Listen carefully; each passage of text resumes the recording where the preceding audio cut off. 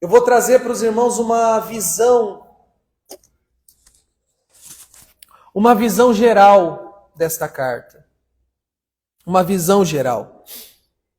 Informações que eu escrevi aqui, informações que eu busquei em bíblias de estudo, informações que eu busquei em exposições de pregadores reformados, como Augusto Nicodemos, Hernandes Dias Lopes, Paulo Júnior, informações que eu busquei essa semana para trazer a vocês, antes de, propriamente dito, estudarmos a carta. Se você pegar qualquer livro que você tem na sua casa, ele não começa nas primeiras páginas não é o conteúdo do livro em si. Tem ali quem é o autor, tem ali o prefácio, tem tudo ali antes de ir direto para o livro, porque tudo isso é importante. Eu confesso que não gosto de estar com a cabeça baixa enquanto falo, eu gosto de olhar para vocês, mas eu vou precisar das minhas anotações. Essa é a exposição de Romanos, é a parte 1, a parte introdutória. Em primeiro lugar, quem escreveu Romanos? O apóstolo Paulo. Não há qualquer discussão quanto a isso. Existem algumas cartas de Paulo que já foram alvo de debate se foi ele mesmo quem escreveu ou não. Mas não é o caso de Romanos. Nunca foi questionado a autoria. Está claro, tão claro como a luz do dia, que o autor desta carta é Paulo. A própria carta nos apresenta as informações. Capítulos como o capítulo 1, o capítulo 15 e o capítulo 16 deixam claro quem é o autor da carta. Paulo. Quem é Paulo? Aquele homem que se converteu ou foi convertido por Cristo no caminho de Damasco.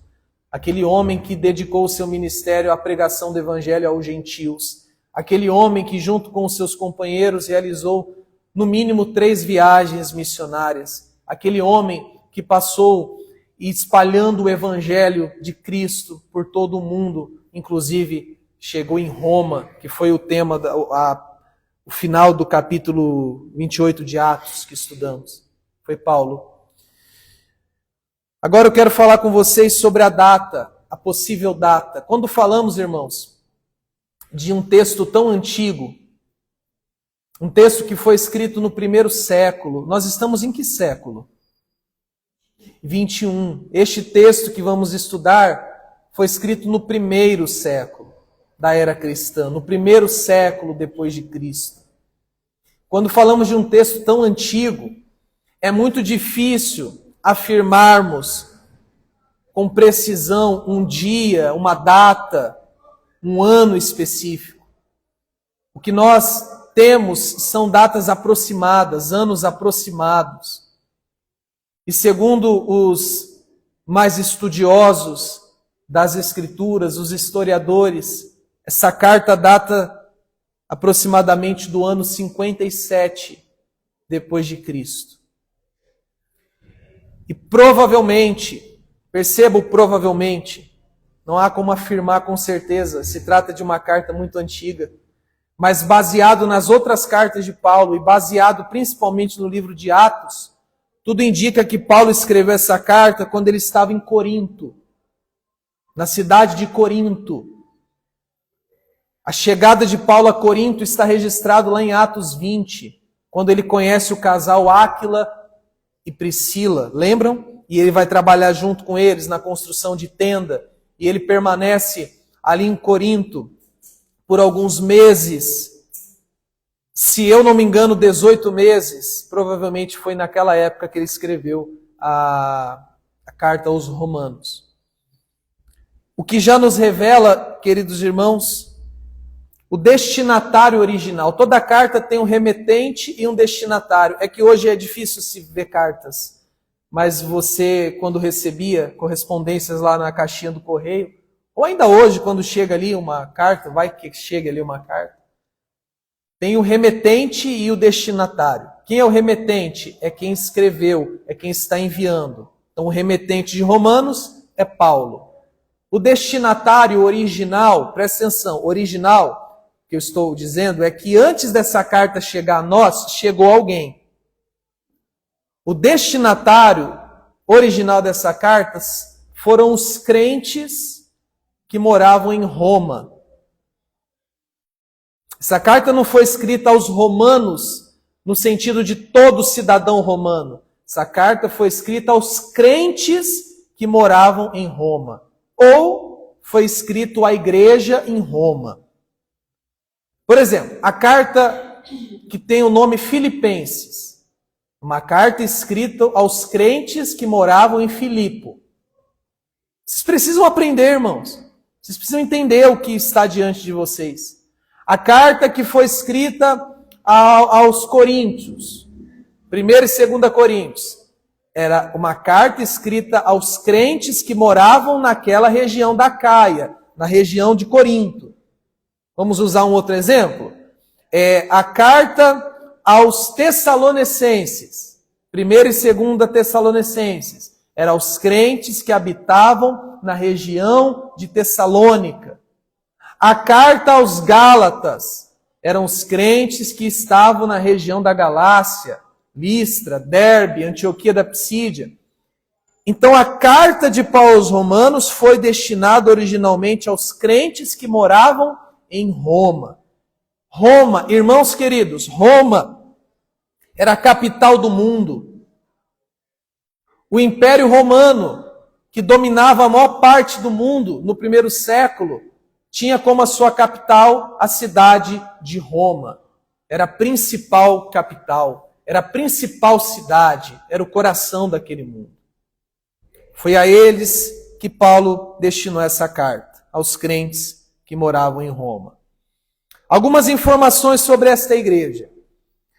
Se você já foi um católico romano, se você já foi um romanista, e praticante, como diz, você já deve ter ouvido falar que quem plantou a igreja em Roma, porque se tem crente lá, alguém teve que pregar o evangelho lá. Se tem crente lá, se tem uma igreja lá, alguém tem que ter plantado a igreja lá. A igreja romana, a igreja católica romana, afirma que quem plantou a igreja de Roma foi Pedro. Só que não há qualquer base bíblica para essa informação. Porque se você olhar o início da carta, que é o prefácio, e o final da carta, que são as saudações, Paulo não cita o nome de Pedro em nenhum momento.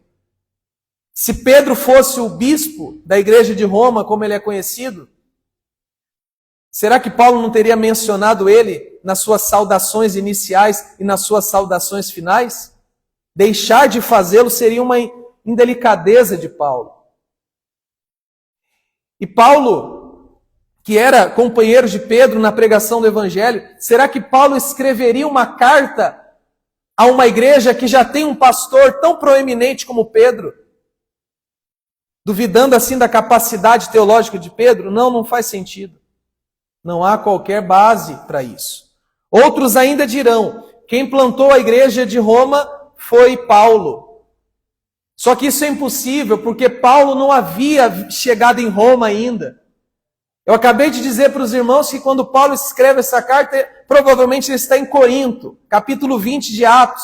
Paulo chega em Roma em que capítulo, segundo Lucas? Lá em Atos 28. Paulo nunca tinha estado em Roma quando escreveu essa carta. Então era impossível ele ter plantado a igreja lá. Então, o início dessa igreja em Roma provavelmente aconteceu da seguinte forma. É o que a gente mais tem de base bíblica.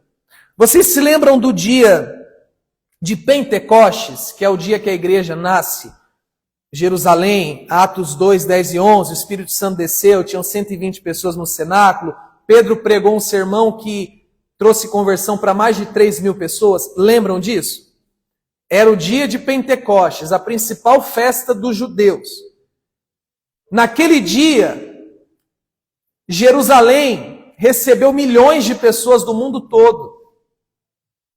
Naquele dia, irmãos, judeus do mundo inteiro foram até a cidade de Jerusalém. inclusive judeus que moravam em Roma. Estavam presentes na festa do Pentecostes quando o Espírito Santo desceu e Pedro pregou. Então, a maior probabilidade é que, quando Pedro pregou, em Atos 2, judeus que moravam em Roma creram em Jesus Cristo e quando voltaram para Roma, anunciaram o evangelho a outras pessoas. Não sei se vocês conseguem entender isso, se eu estou sendo claro. E ali nasceu uma igreja. É o mais provável. É a teoria que mais bate com a Bíblia, que mais é sustentada pela Bíblia. Então, muito provavelmente, essa igreja nasceu através dos visitantes de Roma que estavam no dia de Pentecostes e voltaram para Roma e deram início ali ao trabalho e nasceu ali uma comunidade cristã naquela cidade. Como eu disse, irmãos, Paulo ainda não havia visitado essa cidade, porque Lucas registra a chegada de Paulo a Roma só lá no final, no capítulo 28, lá para o ano 62. E essa igreja era uma igreja formada por judeus e por gentios. Então não era uma igreja totalmente formada por judeus cristãos, e também não era uma igreja totalmente formada por gentios cristãos. Lembra que judeus, os descendentes diretos de Abraão, gentios, todo o resto do mundo. Então em Roma havia uma igreja, e essa igreja era formada por judeus e por gentios.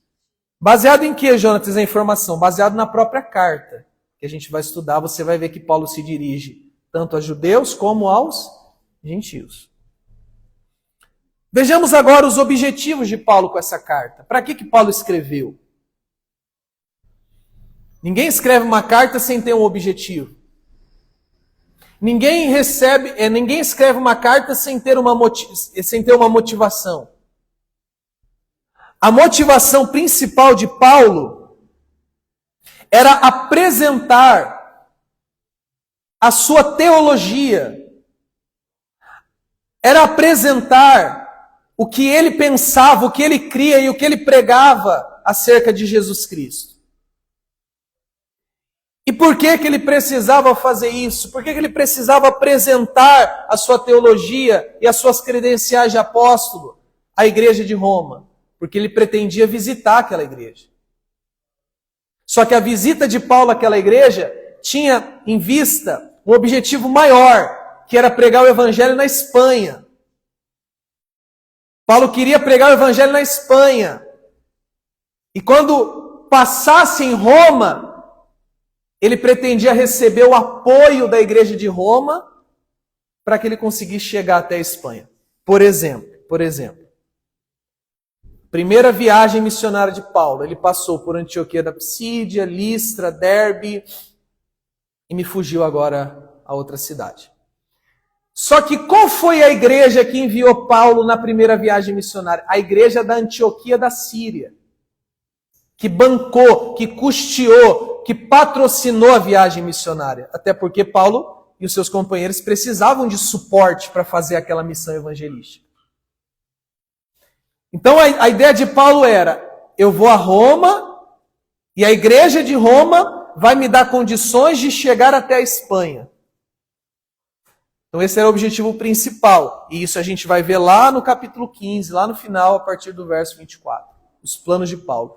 Então ele queria ir para a Espanha, mas antes precisava passar em Roma, para além de ver e fortalecer os irmãos, receber apoio missionário para chegar até a Espanha. E por isso que ele precisava apresentar sua teologia, suas credenciais de apóstolo. Porque a igreja de Roma não ia receber qualquer um. Os crentes de Roma não iriam enviar qualquer um. Precisavam conhecer Paulo. E como não conheciam ainda, conhecia assim, né? Não conheciam no sentido detalhado, porque Paulo era conhecido por todas as igrejas espalhadas pelo Império Romano. Então Paulo escreveu essa carta com esse objetivo. Eu quero trazer para vocês também, irmãos, algumas informações importantes sobre essa carta.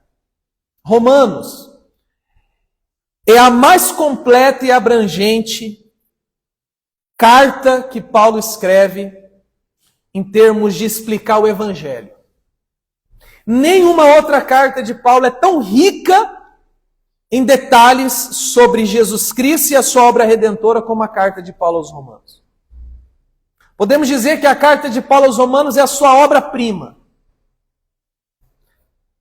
Todo autor que escreve diversos livros tem um livro que todos falam, esse é o principal livro desse autor. Todo compositor que compõe diversas músicas tem uma música que todos falam. Ele escreveu várias músicas, mas essa música é a música principal deste cantor, deste compositor. Paulo escreveu várias cartas, mas a principal, sem sombra de dúvidas, é a carta de Paulo aos Romanos. É a principal, é a mais rica, é a mais detalhada. Tudo que você precisa saber sobre Cristo e a sua obra redentora está em Romanos. Se pudéssemos, ou se tivéssemos de escolher um único livro para lermos a vida toda, dos 66 livros que temos na Bíblia, o mais inteligente seria escolher. Eu vou ficar com a carta de Paulo aos Romanos, porque, como veremos, trata de tudo que a gente precisa saber.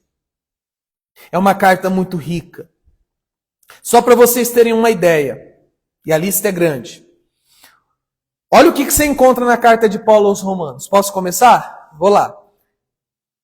Você encontra sobre o pecado, sobre a lei, sobre o julgamento, sobre o destino da humanidade após a morte, sobre a fé, sobre obras, sobre a graça, sobre a justificação, santificação, eleição, plano da salvação, a obra de Cristo, a obra do Espírito Santo, a esperança cristã, a natureza e a vida da igreja, o lugar do judeu e do não judeu nos propósitos de Deus, a filosofia da igreja e da história mundial, o significado e a mensagem do Antigo Testamento, os deveres do cidadão cristão, a natureza e o propósito da liberdade cristã e os princípios da moralidade e da piedade pessoal. Tudo isso em Romanos. Os principais temas da Bíblia estão em Romanos. Do Antigo e do Novo Testamento estão em Romanos. Temas como os atributos de Deus estão em Romanos. Temas como a pecaminosidade do homem estão em Romanos. Temas como a eleição de Deus para a salvação do homem estão em Romanos. O que vamos estudar e estamos estudando a partir de hoje, irmãos, não é mais uma carta de Paulo, mas é a principal de suas cartas. Essa carta, irmãos, impactou, e lembrando, quem escreveu foi Paulo, mas quem o inspirou foi o Espírito Santo. Paulo não tirou nada da cabeça dele. Toda a Escritura é inspirada por Deus. Mas só para você ter uma ideia do impacto dessa carta na história da igreja. Vou citar aqui alguns exemplos. Nós temos um homem chamado Agostinho de Hipona, ou também conhecido como Santo Agostinho, que viveu lá, se eu não me engano, no século V depois de Cristo, século V, século IV, não tenho certeza, mas é entre o IV e o V século.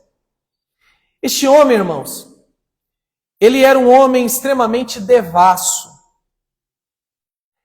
Ele era um homem que dava muito trabalho para sua mãe. Sua mãe era uma mulher piedosa e orava muito por ele.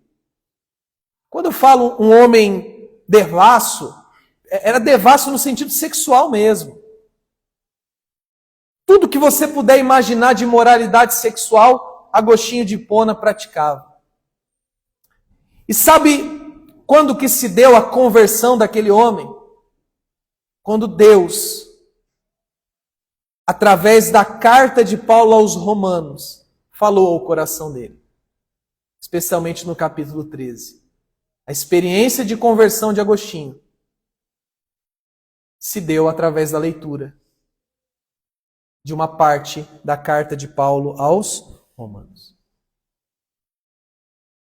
E a importância desse homem na história da igreja é que ele, Agostinho, pega as ideias de Paulo e ele destrincha as ideias de Paulo, explica as ideias de Paulo com muito detalhe.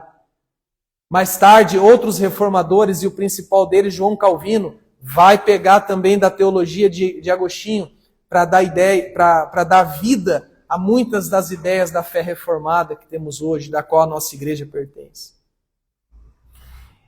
E tem até uma história de Agostinho, muito interessante, que, como eu disse, ele era um homem muito devasso, que tinha uma vida com diversas mulheres. Certa vez, depois de convertido já, Agostinho está andando na rua e uma mulher começa a gritar: "Oi, Agostinho! Ô, Agostinho!" E ele ouve aquela voz feminina, ele começa a andar, continua andando, correndo, meio que tentando fugir da mulher. "Ô, Agostinho! Lembra de mim? Lembra de mim?" E ele não dá atenção, daqui a pouco ele não aguenta, ele para. Ele olha para trás e fala: "Ô, Agostinho, lembra de mim? Sou eu." Aí ele responde assim para ela: "Mas não sou eu, não sou mais eu." Ou seja, aquele homem que te conheceu e se envolveu contigo não é o mesmo. Você é você, mas eu não sou mais eu.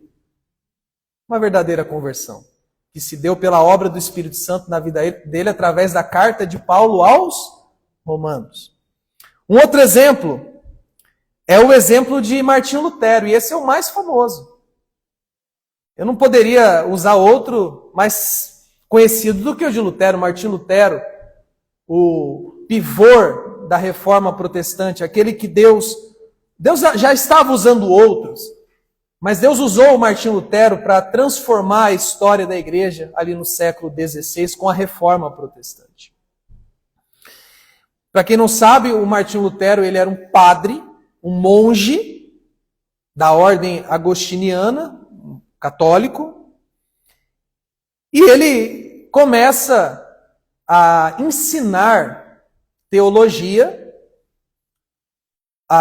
na igreja de Wittenberg, na Alemanha. Ele ensinar aos outros que estavam ali aprendendo. E foi então que ele precisou ensinar a carta de Paulo aos romanos. E a gente só pode ensinar algo depois que a gente estuda.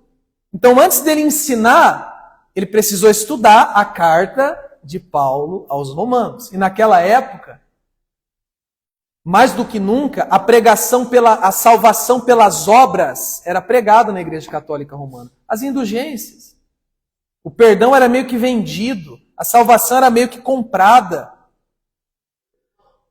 E Martinho Lutero, ele era um homem que não tinha certeza da salvação dele. Mesmo fazendo tudo que a igreja mandava. Pra você ter uma ideia, irmãos, o Martinho Lutero se flagelava, tentando de alguma forma pagar a penitência para ter certeza da salvação. E ele foi estudar a carta de Paulo aos Romanos, até que ele se depara com o versículo 17 do capítulo 1. O meu justo viverá pela fé. Quando ele leu aquilo, os olhos dele se abriram. E o Senhor Deus trabalhou no coração dele através de Romanos. E ele entendeu que o homem não é salvo pelas obras que pratica. O homem é salvo pela fé em Jesus Cristo. Queridos irmãos, isso abalou não apenas ele. Ele que não tinha segurança da salvação passou a ter segurança da salvação. Ele que não tinha certeza de que Deus o amava passou a ter certeza de que Deus o amava. E ele se converteu de fato, de verdade a Cristo. E deu ali o pontapé inicial da reforma protestante, aonde ele pregou incansavelmente que o homem não é salvo pelas obras, conforme a igreja romana ensinava, mas o homem é salvo pela fé em Jesus Cristo. Perceba, eu trouxe aqui 2 exemplos da história da igreja, um do século XVI, outro do século V, de homens que foram transformados por Deus e que Deus usou para trazer uma transformação na sua época, tudo através da carta que Paulo escreveu aos Romanos. Vocês precisam saber disso antes de estudarmos essa carta. Antes de irmos para o capítulo 1, antes de irmos para a exposição dos versículos. Bem, dito isso, essa carta ela tem 16 capítulos. E essa carta ela pode ser resumida em 6 grandes partes. Do capítulo 1 ao capítulo 3, parte A, ou até a metade do capítulo 3, do capítulo 1 até a metade do capítulo 3, Paulo fala sobre a má notícia. Qual que é a má notícia? Todos os homens estão perdidos. Da segunda metade do capítulo 3 até o final do capítulo 5, Paulo fala da boa notícia. O homem é salvo por Jesus através da fé. Do capítulo 6 ao capítulo 8, Paulo trata da relação do crente com o pecado, a famosa santificação. Do capítulo 9 ao 11, Paulo trata da soberania de Deus na salvação, tanto dos judeus quanto dos gentios. Do 12 até a metade do 15, Paulo traz aquela parte mais prática, as orientações práticas sobre a vida cristã. E da segunda metade do 15 ao 16, Paulo fala de seus planos de ir para a Espanha, e ele faz o que temos de mais detalhado no sentido de saudações. Paulo manda lembrança para todo mundo. Só faltava estar seu nome e o meu lá. Porque ele cita o nome de um monte de gente. Isso lá no final do capítulo. Então, só voltando, olha como a carta é dividida. Do 1, a metade do 3, a má notícia. Do final do 3 até o 5, a boa notícia. Do 6 ao 8, a santificação. Do 9 ao 11, a soberania de Deus. Do 12 ao 15a, parte da metade, orientações práticas. E do 15b ao 16, os planos de Paulo e as saudações finais. Bom, agora eu quero convidar vocês a mergulharmos, presta atenção, mergulharmos não. Porque quando a gente fala mergulhar, a gente está falando de algo profundo. A gente vai mergulhar a partir da próxima semana. Mas eu quero convidar vocês a colocar só o pezinho nas águas de Romanos. Sabe quando você vai no mar, você fala, eu vou só molhar os pés? Ou quando você está à beira da piscina e fala, eu só vou refrescar os pés? É o que a gente vai fazer. Porque eu vou pegar um pedacinho de cada capítulo e ler com vocês hoje. Eu vou resumir cada um dos capítulos com vocês hoje. É apenas um resumo, mas é um resumo bem resumido do que trata cada um dos capítulos. O capítulo 1, irmãos, vai mostrar que Deus está irado com o pecador. Vocês ouviram o que eu acabei de falar? No capítulo 1, Paulo vai deixar claro que Deus está irado com o pecador. Sabe aquela ideia? Deus odeia o pecado, mas ama o pecador? Já ouviram? Nunca ouviram? Essa ideia não é bíblica. Pelo menos não segundo a carta de Paulo aos Romanos. Veja o capítulo 1, verso 18. Capítulo 1, verso 18. Pois a ira de Deus se revela dos céus contra toda a impiedade e injustiça dos homens, que aprisionam a verdade com a injustiça. Então, olha como começa a carta. Deus está irado com os pecadores.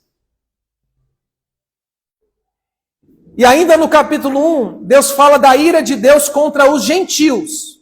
Quem são os gentios? Os não-judeus, os pagãos, os idólatras, os ímpios, os descrentes. No capítulo 2, a gente vai ver que Deus não está irado apenas com os gentios, ou Deus não vê apenas os gentios como pecadores, os judeus também são pecadores. Capítulo 2, verso 23 e 24. Aqui são os judeus, Paulo falando com os judeus. Capítulo 2, verso 23. Tu, falando com os judeus, tu, que te glorias na lei, desonras a Deus transgredindo a lei? Pois o nome de Deus é blasfemado entre os gentios por causa de vós. E aí ele vai continuar trazendo um texto bíblico. Olhe para mim. Lembra que a igreja de Romanos, a igreja em Roma, é formada por judeus e gentios? Paulo fala no capítulo 1, Deus está irado com o pecador. E mostra que os gentios são pecadores. Aí os judeus podem ter lido a primeira página e falado, ainda bem, Deus só está irado com os gentios, só os gentios são pecadores. Aí a gente viu Paulo falando assim com os judeus, e vocês? Que têm a lei, mas não obedecem à lei. Vocês também são pecadores. Deus está irado com vocês. E aí no capítulo 3, pelo menos na primeira parte do capítulo 3, verso 23, Paulo coloca todo mundo numa mesma situação, todo mundo mesmo, literalmente o mundo todo. Romanos 3, verso 23. Romanos 3, verso 23. Pois todos pecaram e ficaram aquém da glória de Deus. Olhe para cá, queridos. Todos são pecadores. Paulo encerra toda a humanidade debaixo do pecado. Paulo diz, através dessa carta, todos os homens, independente do lugar que nasceram, independente da cor da pele, independente da classe social, independente do nível cultural, todos pecaram. E foram destituídos ou estão aquém da glória de Deus. Ou seja, todos estão perdidos. Percebe aqui a má notícia? Todos os homens estão perdidos. Ou teologicamente falando, o pecado universal, a depravação total. Então até aqui foi a má notícia. Só que ainda, no capítulo 3, a partir do verso 24, que é o verso seguinte, Paulo começa a boa notícia. Vamos ver como começa a boa notícia. Verso 24, capítulo 3, verso 24. Sendo justificados gratuitamente por sua graça, mediante a redenção que há em Jesus Cristo. Então aqui já muda. Aqui já começa a boa notícia.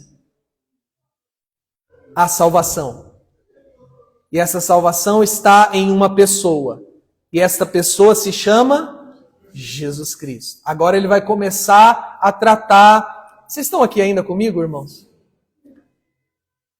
Agora ele vai começar a tratar da justificação pela fé. Da salvação pela fé em Jesus. E Paulo, como está falando com judeus e gentios, ele vai usar dois personagens quase que idolatrados pelos judeus, para mostrar que estes também foram salvos pela fé e não pelas obras. Eu estou falando de Abraão e de Davi. Queridos irmãos, vocês não fazem ideia o que Abraão e Davi representam para os judeus. O que Cristo representa para os cristãos, Abraão e Davi e Moisés e outros representam para os judeus. Paulo vai dizer, o homem é justificado pela fé, o homem não é salvo pelas obras, ele é salvo pela fé. E ele vai mostrar que Abraão foi salvo pela fé, no capítulo 4, verso 23.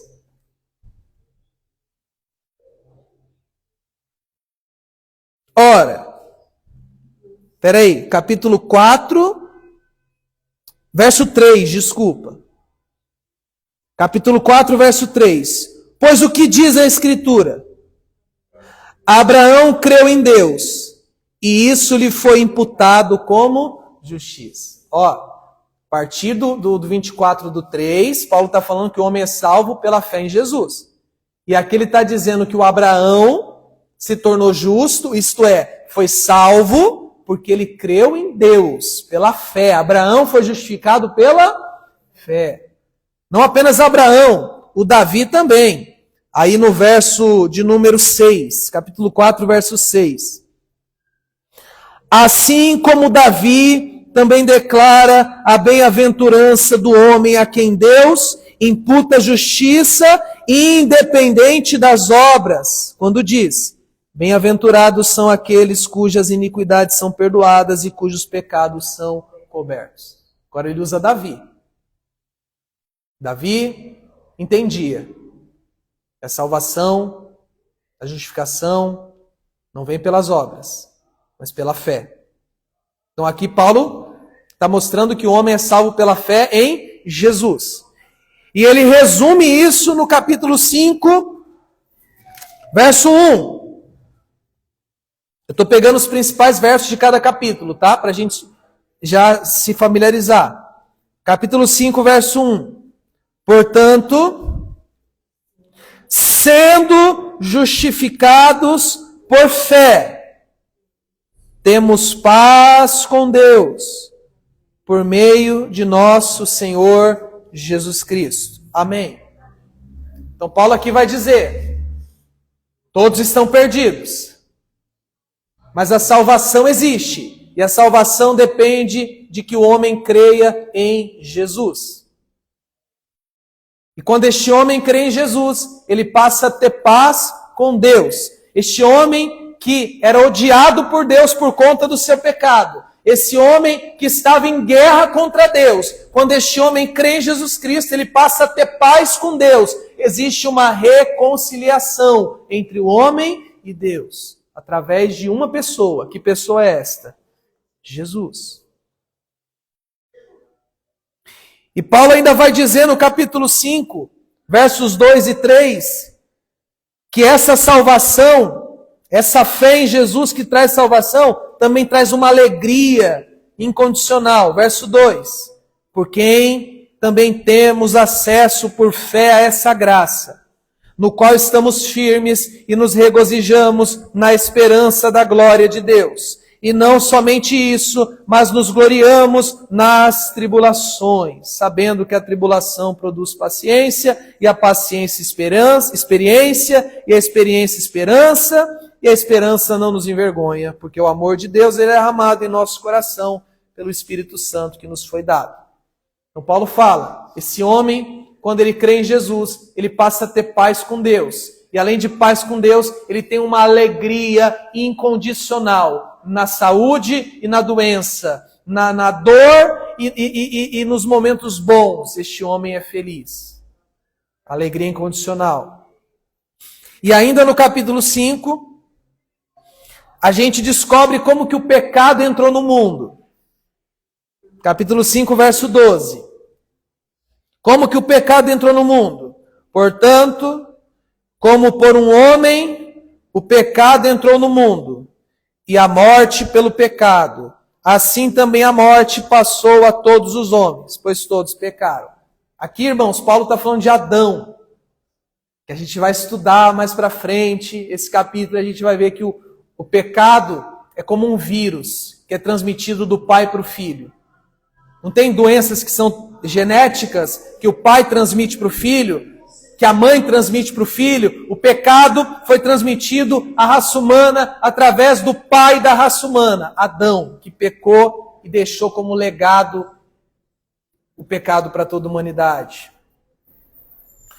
Queridos, vocês estão até aqui compreendendo essas duas grandes partes? Do 1 ao 3, Paulo mostra que todos são pecadores e Deus está irado com todos. Do final do 3 até o 5, Paulo mostra a solução para este problema, a crença em Jesus. Só um momento que a gente continua.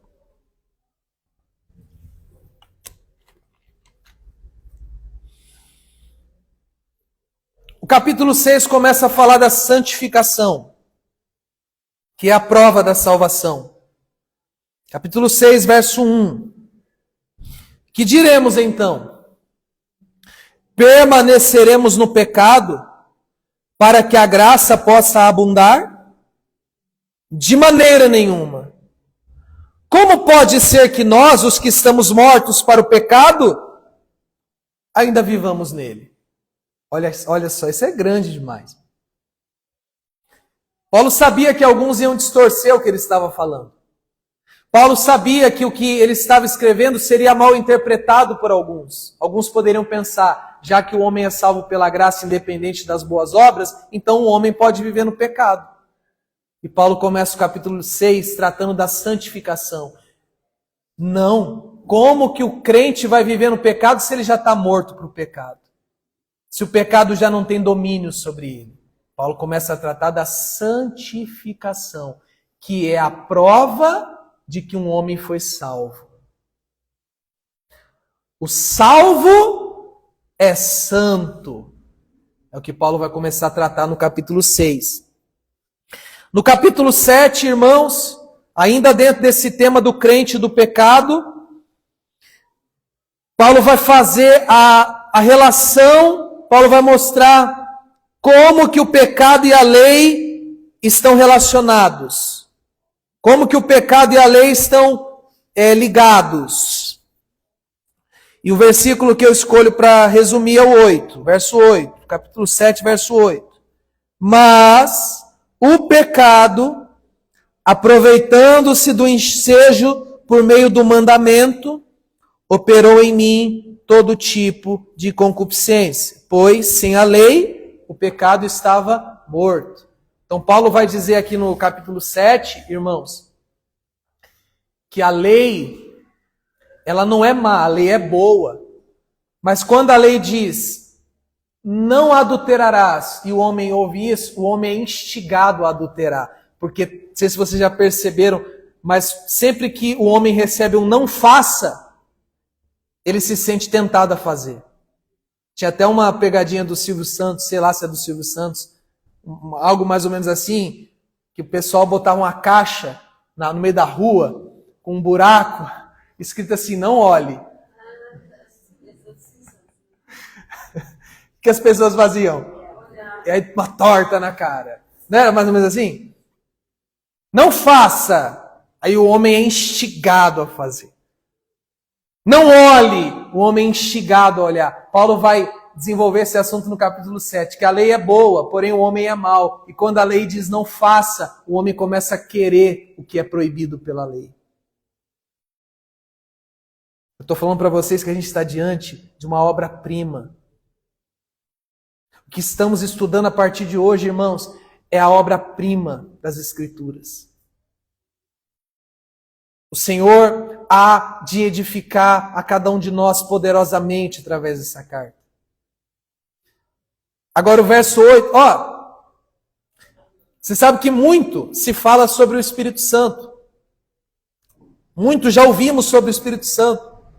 Mas a maioria das coisas que ouvimos e se fala sobre o Espírito Santo não é de fato fiel ao que a Bíblia apresenta. Você quer saber sobre o Espírito Santo? O capítulo que mais fala sobre o Espírito Santo é o capítulo 8 de Romanos. O capítulo 8 de Romanos é o capítulo do Espírito Santo. É o mais detalhado. E de forma resumida, o capítulo 8 vai dizer que quem produz a santificação no homem é o próprio Espírito Santo. O homem não é santo por esforço próprio. O homem é santo porque ele é capacitado pelo Espírito Santo que habita nele a ser santo. E o verso que eu escolhi para resumir o capítulo 8 é o verso de número 13.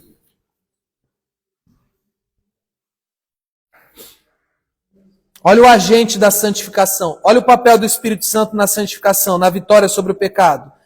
Romanos 8,13. Pois, se viverdes segundo a carne, morrereis.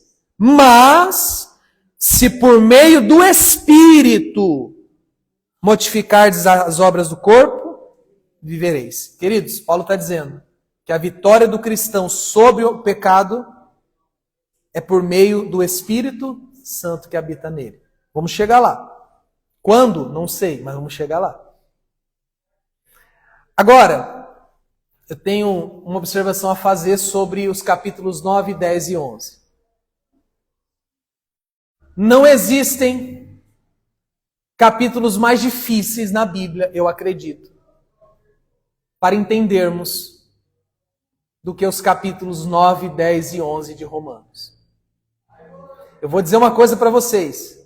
Eu sei que está longe, mas eu estou com medo já de chegar em Romanos 9, 10 e 11. São capítulos até mesmo polêmicos.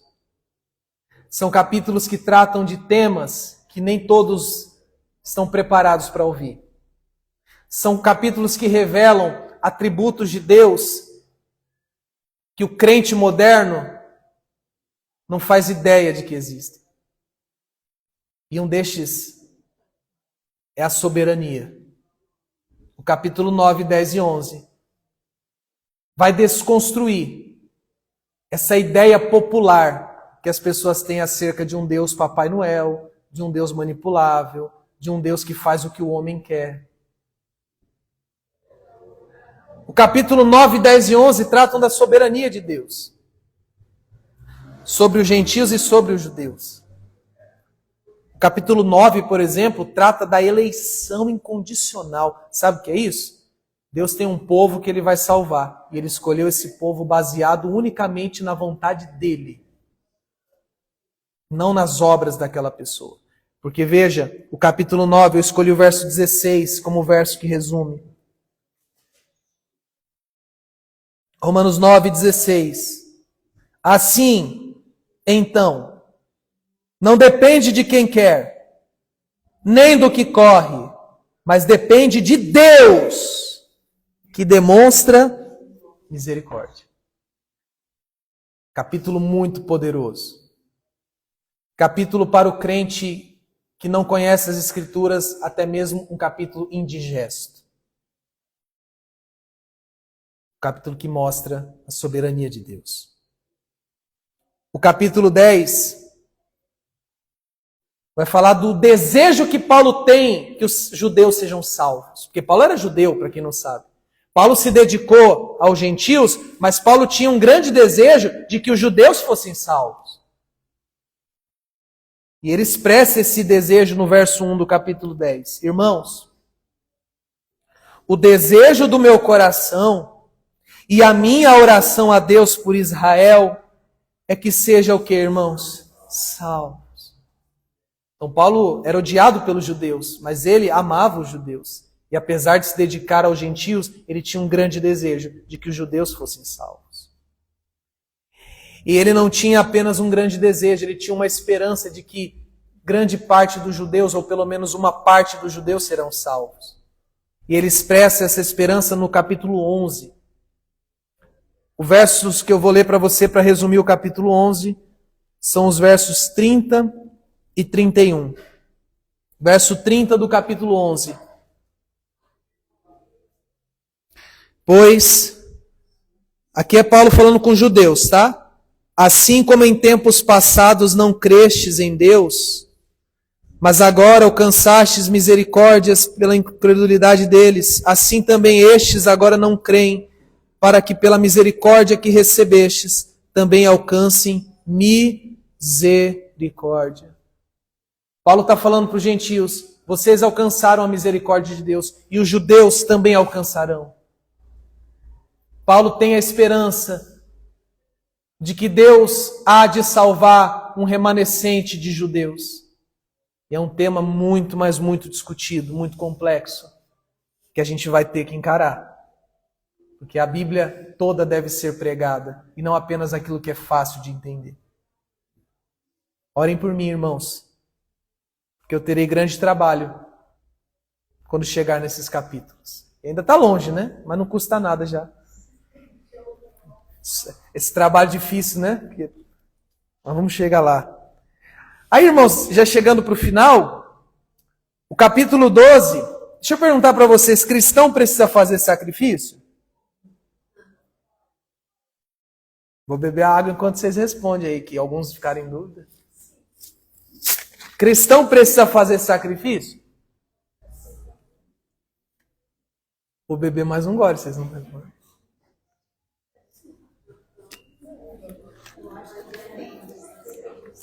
Boa! Depende do sacrifício. Financeiro, obviamente não. Se cortar, obviamente não. Se flagelar, obviamente não. Mas Paulo fala de um sacrifício que o cristão faz. No Romanos 12, verso 1. Rogo-vos, portanto, irmãos, pelas misericórdias de Deus, que apresenteis o vosso corpo como sacrifício vivo, santo e aceitável a Deus, que é o vosso culto racional. Então Paulo vai tratar aqui no capítulo 12 que sim, o crente tem que fazer sacrifício. E esse sacrifício nada mais é do que aquilo que Jesus explica de negar a si mesmo, tomar a sua cruz e segui-lo. Então a resposta é sim, o crente faz sacrifício. Só que o sacrifício é um sacrifício espiritual, do negar a sua vontade para viver de acordo com a vontade de Deus. Qualquer outro sacrifício que te ensinarem é mentira. O capítulo 13, agora eu vou fazer uma outra pergunta. Deixa eu ver como que eu faço essa pergunta.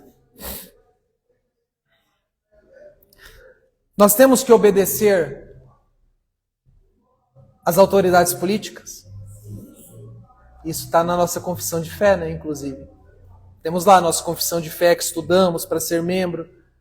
Sim, mas depende. Depende do que eles nos mandam fazer. E Paulo vai desenvolver esse assunto no capítulo 13, que é a obediência do crente às autoridades. E o verso que eu uso para resumir é o verso 2. Capítulo 13, verso 1. Toda alma se sujeite às autoridades superiores, pois não há autoridade que não venha de Deus. As autoridades que existem foram constituídas por Deus. Deus é soberano, irmãos. É Ele que levanta rei e derruba rei. É Ele que coloca príncipe e tira príncipe. Está no controle de tudo. A gente vai estudar isso no capítulo 13. No capítulo 14, vocês lembram que eu disse que tem judeu e gentio na igreja de Roma? Vocês lembram que os judeus não comem certas comidas? Os gentios comem de tudo? Tenho certeza que ninguém aqui é judeu, porque vocês comem de tudo, eu também como. Mas não havia essa lei dietética lá em Levítico? Não come isso, não come aquilo? Uma igreja, a igreja em Roma era constituída por judeus e gentios. Pensa na brigaiada que acontecia quando eles se reuniam para comer.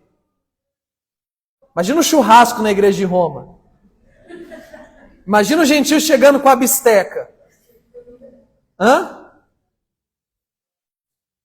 Não era fácil. Uns Paulo chama de fracos, mas não fracos no sentido de que não tem força, mas fracos de consciência. Outros Paulo chama de forte. E no capítulo 14, Paulo vai ensinar eles a viver em harmonia, apesar das diferenças. Como é importante isso para nós. E o que resume aí esse capítulo 14 são os versos 2 e 3. Capítulo 14, verso 2. Pois um crê poder comer todas as coisas. Outro que é fraco, come verdura. O que come não despreze o que não come. E o que come não julgue o que come, pois Deus o recebeu. Então Paulo vai tratar da harmonia entre os crentes judeus e os crentes cristãos. Gentios, aliás, desculpa. Todos aqui eram cristãos. E só para adiantar, não tem nada a ver com você ser vegetariano. Quando fala de legume, verdura e carne, vocês vão entender quando chegar lá o porquê que havia resistência de alguns de comer carne. Eu tenho uma vontade de falar, mas eu não tenho tempo para falar. Então eu vou me conter. O verso 15, o capítulo 15, Paulo vai falar dos planos que ele tinha. Eu já adiantei aqui que ele queria ir para Roma, Espanha. Para Roma e depois para a Espanha. Verso 23 do capítulo 15. Mas agora, não tendo mais espaço nessas regiões, e tendo tido grande desejo esses muitos anos de ir até vós, quando viajar para a Espanha, irei até vós, pois espero ver-vos em minha viagem e para lá ser conduzido por vós, se primeiro tiver desfrutado um pouco da vossa companhia. Então o plano de Paulo era, eu quero ir até vocês, eu quero ter comunhão com vocês, eu quero fortalecer e ser fortalecido por vocês, e eu espero que vocês me enviem para Espanha, a fim de pregar o evangelho lá. E no capítulo 16, Paulo faz as suas saudações finais. Capaz que eu encontre o meu nome aqui, o seu, porque é gente que ele cita. Obviamente não vamos ler tudo, mas apenas o verso 3, que é o que mais vai se repetir aqui no capítulo 16. Saudai Priscila e Áquila, meus colaboradores em Cristo Jesus. Então ele vai no capítulo 16, saudai. O que é saudai? Manda um abraço, mande lembranças. E aí ele vai citar uma lista enorme de pessoas que ele teve o prazer de conhecer durante suas viagens e durante o seu ministério. Bom, acabamos de começar. Então nós conseguimos ver os principais versículos e temas de cada um dos 16 capítulos de Romanos. Irmãos, um pedido eu vou fazer a vocês. E eu não sei como faço esse pedido. Confesso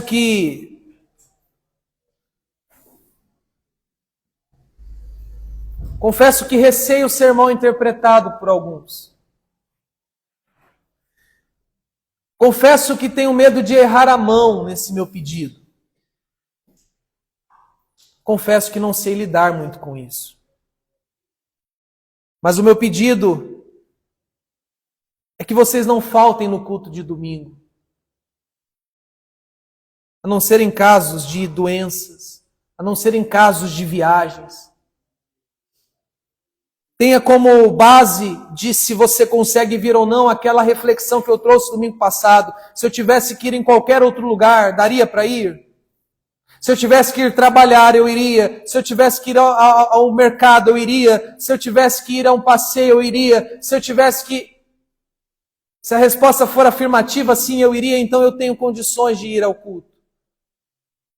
E eu deixei para fazer esse pedido no final, porque é importante darmos continuidade nesse estudo domingo após domingo. Domingo após domingo. Eu quero convidá-los, irmãos, neste momento, a fazer uma oração. Eu sei que não foi uma exposição detalhada. Eu sei que não foi tratado de um tema específico. Eu sei que foi apenas uma visão geral, mas eu sei que quando a palavra de Deus é pregada, ainda que seja de forma simples como fizemos hoje, ela trabalha, ela opera no coração de pessoas. E eu sei que talvez em um desses capítulos, em um desses versículos, Deus já falou ao coração de vocês. Quero orar para que Ele aplique essas verdades aos corações de cada um de nós, antes que nós juntos participemos da ceia do Senhor. Convido os irmãos a orar. Curvemos a nossa cabeça mais uma vez. Deus, se eu terminasse essa palavra sem orar,